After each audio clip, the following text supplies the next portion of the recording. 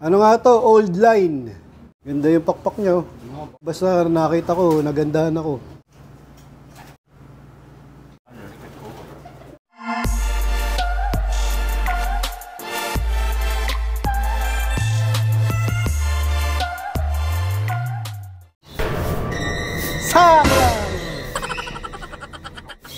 Welcome back mga kalapatids. Dito ulit tayo sa young bird namin. May bago na naman nga akong ibinaba dito o inilagay na mga young bird. Bali 4 nga yun mga kalapatids. Ito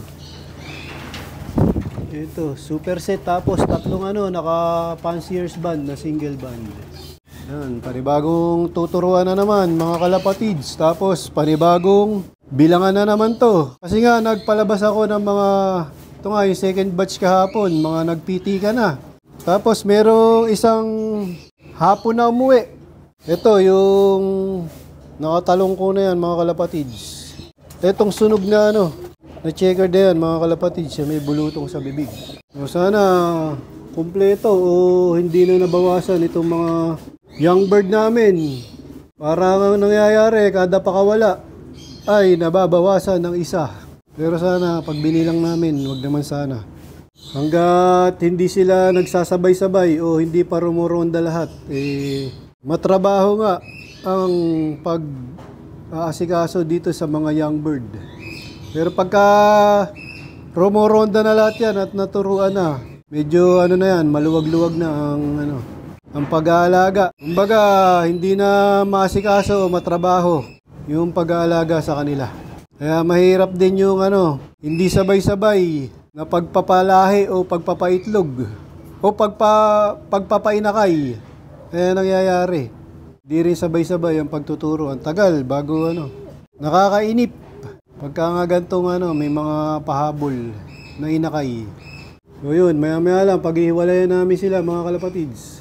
Time check, 8:12 AM. So maya-mayang mga 10 o'clock o alas 10, papakawalan namin tong first batch. So, ganun yung lagi kong ginagawa sa ngayon mga kalapatids, yung mga naturuan na o yung mga ramoronda na. Yun yung unang pinapakawalan ko.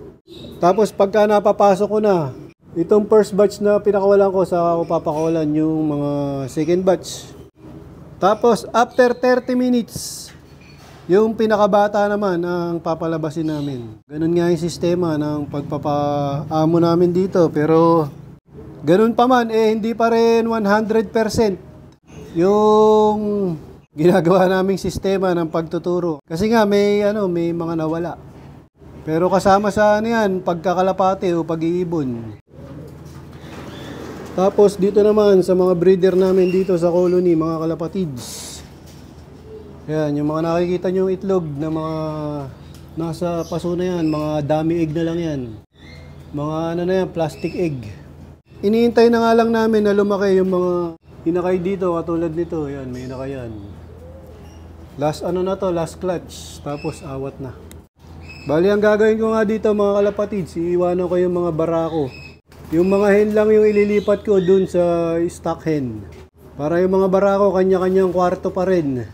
Kasi nga, ang bala ko next year, pag nag-breeding ulit ako, o nagkasa ulit ako, o nagpares, same pairing pa rin, hindi ko na babaguhin yung mga pares nila, o yung mga asawa nila. Para, dyan pa rin, kumbaga, may kanya-kanyang kwarto na yung kak, sanay na sila. Papakawalan ko na lang yung mga hen, pagka nagpares kami. So, ganun nga yung bala ko sa next season ng breeding dito sa aming colony. So, bali ito yung mga breeder ko. Tapos ko naman pakainin yan. Maaga ko silang pinapakain para maagang masubuan ang kanilang mga anak. Tapos dito nga mga kalapatids, meron akong nakahiwalay dito, naka-quarantine. Yan, bagong kalapati na naman. Pero matagal na to nandito. Ngayon ko lang papakita sa inyo mga kalapatids. Yan. Nung nag-loop visit kami sa Binangonan, dumiretso ako kay paring J. De La Paz. Ito nga, pinahiram niya nga sa akin to, barako. Yan, lahi ng mga ibon niya. Hindi daw niya nagagamit. Ngayon, kasalukuyang inoobserbahan ko yan. Pero maganda naman yung niya, dumi. O yung droppings. Wala akong binibigay na antibiotic sa kanya. Ginawa ko, pinorga ko lang siya. Ang binigay ko ang pamurga mga kalapatids, yung in and out, tanggal yung mga bulate niya. Tapos puro herbal na yung binigay ko sa kanya. Binigyan ko siya ng Tulume 5-in-1. Yan, maayos yung kondisyon niya, malakas siya kumain. Bali, 5 taon na nga daw tong ibon na to mga kalapatids, hindi niya nagagamit. Papares natin dun sa mga lahi ni 8-Mac, tsaka ni Posca. Bali, Tulume 5-in-1 lang yung ginamit ko sa kanya. Hindi ko siya binigyan ng synthetic na antibiotic. Robin Padillo. Bali, ito nga yung pinahiram sa akin ni Sir J. De La Paz o JDP Slope. Ano nga to? Old line. Eh, hindi ko na tinanong kung ano yung talaga mismong bloodline. Basta sabi niya old line. Pero ano, si Sir J. De La Paz nga o si JDP Slope, ano yan, mahilig sa mga old line. Baga ito, nakita ko lang dun sa, sa loop niya. Nakurso na daan ko, hindi naman niya ginagamit. Kaya hiniram ko muna. Sabi niya, ako na lang muna yung gumamit. O mag-breed. Bali, 5 taon na. Dun sa kanya. Ayan.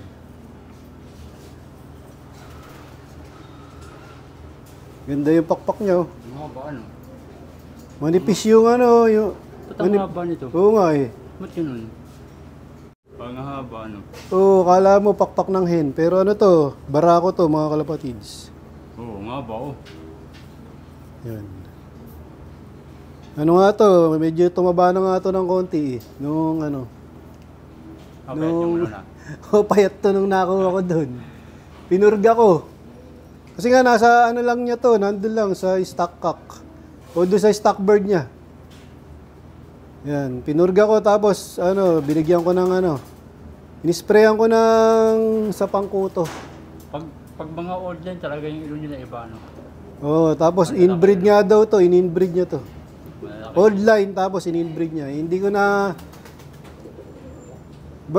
na masyadong sinusog yung lahi, basta nakita ko, nagandahan ako dun sa sa loop niya.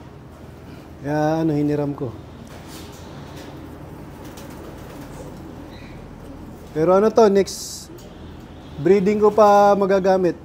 Pero ito mga kalapatids, na to, mga magti 3 weeks na dito. Ngayon ko lang pinakita sa inyo.